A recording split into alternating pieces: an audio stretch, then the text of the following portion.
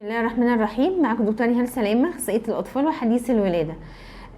طبعا اغلب الامهات اللي اطفالهم بيعانوا من الكحه بيبقوا دايما عايزين حاجات طبيعيه بدل الادويه، وهو ده طبعا المفضل في الاطفال. يفضل ان احنا نلجا للطرق الطبيعيه اللي تساعد على تهدئه الكحه واذابه البلغم بدل ما نلجا للادويه. طيب، ايه هي افضل المشروبات او الحاجات الطبيعيه اللي تقدري تعمليها لطفلك في البيت لو بيعاني من الكحه؟ طيب، مبدئيا كده لو طفلك ابتدى يظهر عليه سخونيه ورشح وكحه، يبقى لازم لو هو بيروح مدرسه او حضانه ان حضرتك تديله اجازه في البيت. ليه؟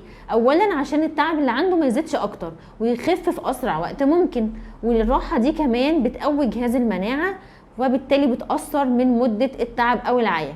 زائد كمان عشان ما نضرش غيرنا ويكون سبب في عدوى اطفال تانيين معاه في الفصل، لانك مهما فهمت الطفل ان انت ما تقربش من ده وما تسلمش على ده والكلام ده كله، فهو مش هيستجيب، لانه مش فاهم اصلا يعني ايه عدوى ويعني ايه نقل عدوى. طيب، ده رقم واحد في البدايه كده، لازم نقولها. طيب، لو الطفل ده طفل رضيع يعني بيرضع، تمام، فالرضاعه الطبيعيه كويسه جدا لعلاج البرد وعلاج الكحه.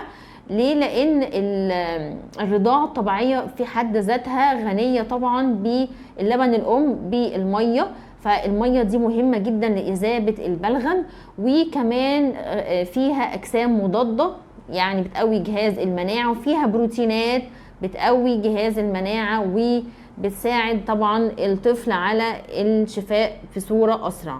ده بالنسبة للأطفال الرضع.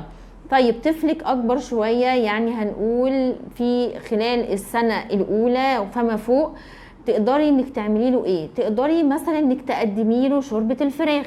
شوربة الفراخ دي كويسة جدا، تمام. طبعا لو طفلك اقل من السنة بلاش تحطي عليها ملح، نكتفي بس ان احنا هنحط التوابل و تحطي معاها عصرة ليمون. بعد السنة الأولى مفيش مشكلة إنك تحطي عليها الملح.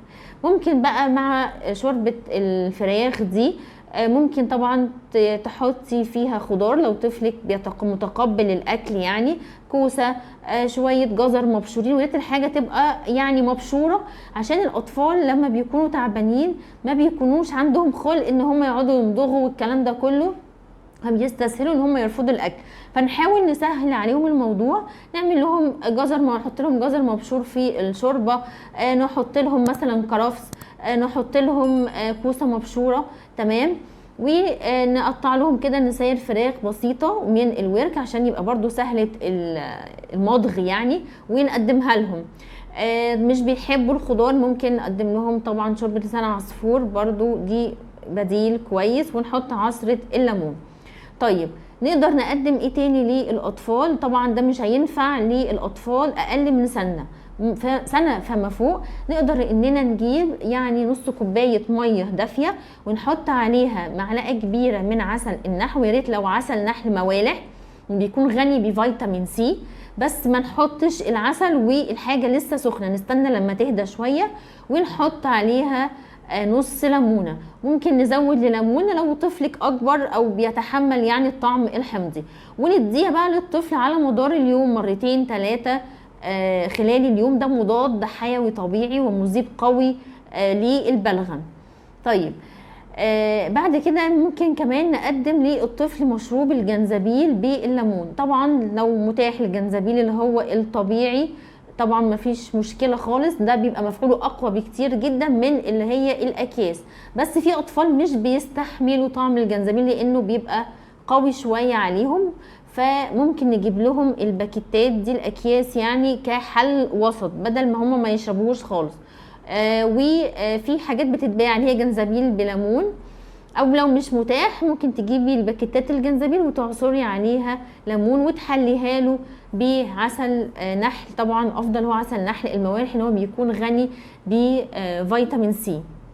طيب، كمان طبعا مش متقبل ده، ممكن ان حضرتك تستخدمي بقى ينسون، تستخدمي تيليو، تمام، وتحلي زي ما قلنا برضو بعسل النحل.